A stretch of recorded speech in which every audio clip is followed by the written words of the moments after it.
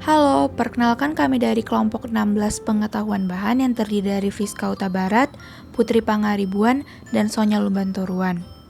Pada kesempatan kali ini, kelompok kami akan membahas tentang komposit. Komposit adalah suatu material yang terbentuk dari kombinasi dua atau lebih material, di mana sifat mekanik dari material pembentuknya berbeda-beda. Munculnya komposit sebagai klasifikasi material yang berbeda dimulai pada pertengahan abad ke-20 dengan pembuatan komposit multifase yang sengaja dirancang dan direkayasa seperti polimer yang diperkuat fiberglass. Berdasarkan jenis partikelnya, komposit terbagi menjadi dua bagian, yaitu yang pertama, komposit partikel besar. Fasa partikulat dalam komposit jenis ini biasanya lebih kuat dan lebih kaku daripada matriks. Partikel penguat ini akan menahan gerakan fasa matriks.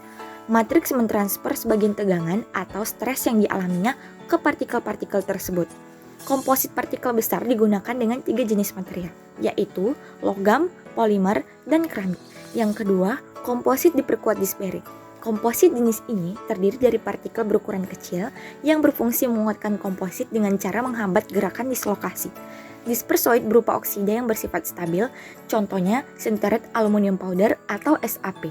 SAP memiliki matriks aluminium yang mengandung aluminium oksida sampai 14%. 2. Komposit diperkuat serat. Komposit serat terputus dan sejajar, contohnya serat kaca cincang, serat terputus karbon dan aramid. Komposit terputus-putus dan berorientasi acak, contohnya diterapkan pada material kompresi, injeksi, dan pencetakan ekstrusi. 3. Komposit struktural. Laminar dengan arah kekuatan tinggi yang variatif, panel sandwich dengan kekakuan dan kekuatan geser tinggi. Penguatan komposit dapat melalui dua fase. Satu, fase serat yang terdiri atas 3 klasifikasi. A. Cambang atau kumis, kristal tunggal yang sangat tipis dengan rasio panjang diameter sangat besar. B. Serat, bahan berupa polikristalin atau amorf berdiameter kecil. C. Kabel metalik halus, memiliki diameter relatif besar yang digunakan sebagai penguat baja radial. 2. Fase matriks. Secara umum logam polimer digunakan sebagai bahan matriks karena keuletan yang diinginkan komposit keramik yang memiliki beberapa fungsi, yakni untuk mengikat serat bersama-sama, bertindak sebagai medium pelindung serat individu dari kerusakan permukaan akibat abrasi. Berdasarkan proses penguatan matriks dan serat dapat dihasilkan beberapa komposit berikut. Komposit matriks polimer terdiri dari komposit glass fiber. Fiberglass adalah komposit yang terdiri dari serat kaca. Yang kedua, komposit fiber reinforced polymer.